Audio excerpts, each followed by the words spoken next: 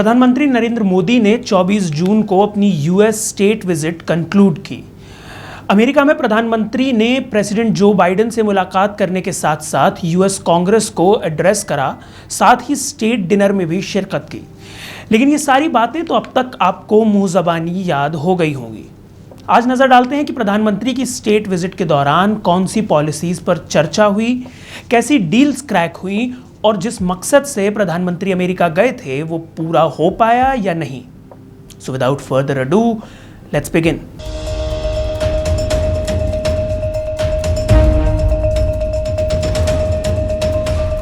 नमस्कार, मैं सृजन गिरदोनिया। प्रधानमंत्री नरेंद्र मोदी की पहली औपचारिक यूएस स्टेट विजिट काफ़ी सुर्खियों में रही। अब तक आपने भारतीय मीडिया से इस ट्रिप के बारे में हर छोटी बड़ी डिटेल सुन ली होगी, जैसे मोदी कब अमेरिका पहुंचे, उन्होंने क्या पहना, क्या खाया, क्या गिफ्ट्स दिए और लिए, वगैरह वगैरह।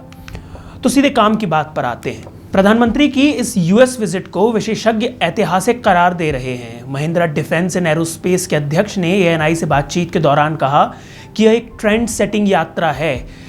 पीएम मोदी ने दूसरी बार अमेरिकी कांग्रेस को संबोधित करते हुए यह संदेश दिया कि दोनों मुल्क साथ मिलकर काम करना चाहते हैं। ये संदेश इंडस्ट्रियल कम्युनिटी, व्यापार समुदाय और नीति निर्माताओं तक जाता है, जिससे इरादे या इंटेंट कार्रवाई या एक्शन में तब्दील हो सकते हैं।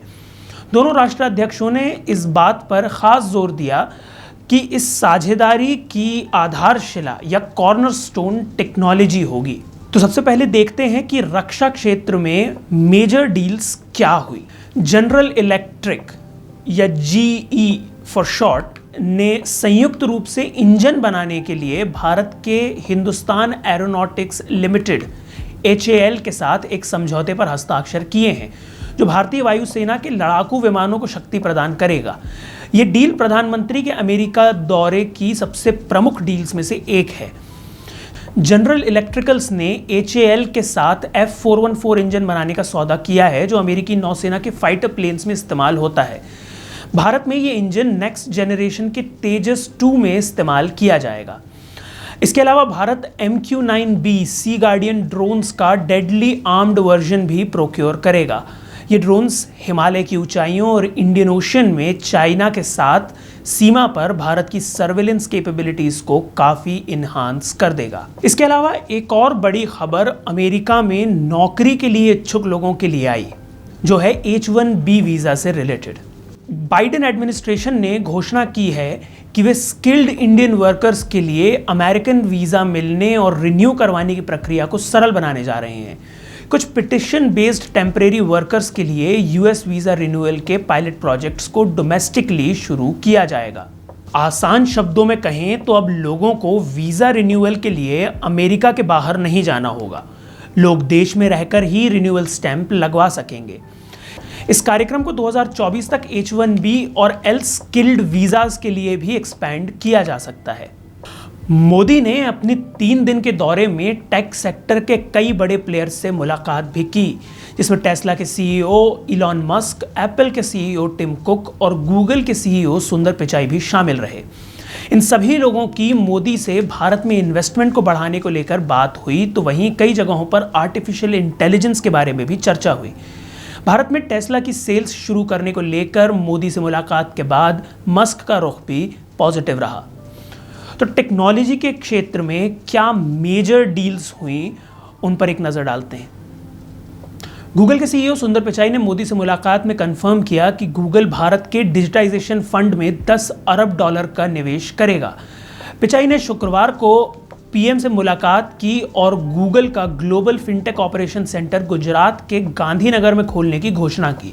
उन्होंने कहा कि ये पहल भारत और अमेरिका सहित दूसरे देशों में भी छोटे बड़े बिजनेस के लिए सहायक होगी।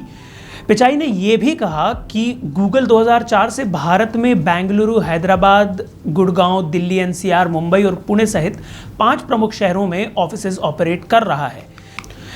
पिछले साल इस टेक कंपनी ने भारत के डिजिटाइजेशन फंड के तहत महिलाओं के नेतृत्व वाले स्टार्टअप पर विशेष ध्यान देने के लक्ष्य के साथ शुरुआती चरण के स्टार्टअप्स को समर्थन देने की घोषणा भी की थी। इसके अलावा अमेजॉन की भारत में $15 बिलियन निवेश करने की घोषणा भी हुई है।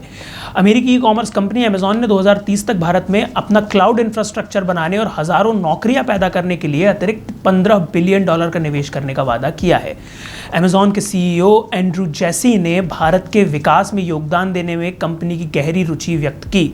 पीएम मोदी से मुलाकात के बाद जैसी ने घोषणा की कि अमेजॉन पहले ही भारत में $11 अरब का निवेश कर चुका है।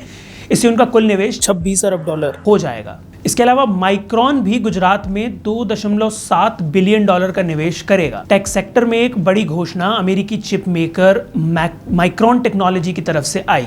ये गुजरात में एक नई चिप असेंबली और टेस्ट फैसिलिटी में $825 मिलियन का निवेश करेगी। ये देश में माइक्रॉन की पहली फैक्ट्री होगी जो इस क्षेत्र में लगभग 5000 नई डायरेक्ट जॉब्स प्रोवाइड करेगा।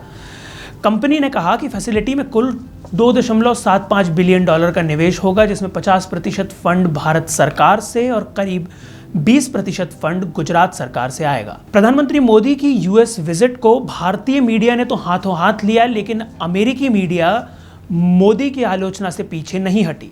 भारत में मानवाधिकारों और फ्री स्पीच की स्थिति ने अमेरिकी मीडिया में सेंटर स्टेज लिया। प्रेस कॉन्फ्रेंस से दूर रहने वाले मोदी ने भी अमेरिकी प्रेस के सामने वार्ता में एक प्रश्न का उत्तर दिया। अमेरिकी प्रेस में मोदी और उनकी पार्टी पर लगे ह्यूमन राइट्स वायलेशन के इल्जामों की चर्चा लगातार बनी रही। कई एक्टिविस्ट ग्रुप्स ने बाइडेन सरकार से मोदी सरकार की आलोचना करने का आह्वान भी किया।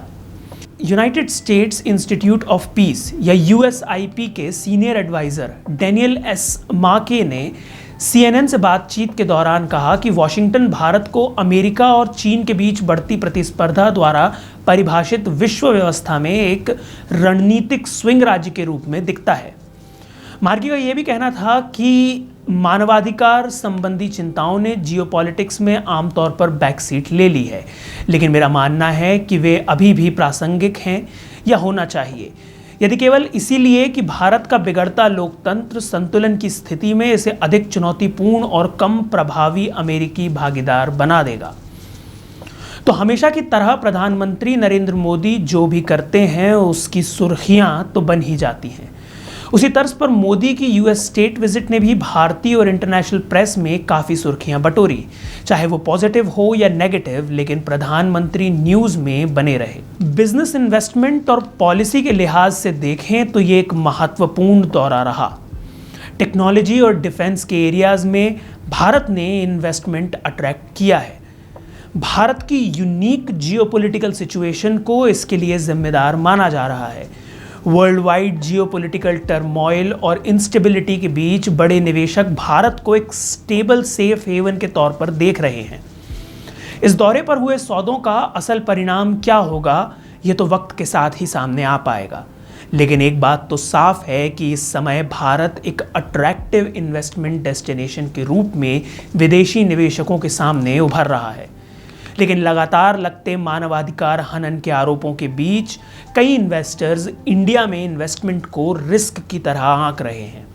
उम्मीद है भारत सरकार इन मसलों पर उचित जवाब और साक्ष्य देकर इन्वेस्टर्स और लोगों के स्पेक्यूलेशंस को क्लियर करेगी। आज के लिए बस इतना ही। जल्दी मुलाकात होगी आपसे फिर। तब तक के लिए नमस्कार।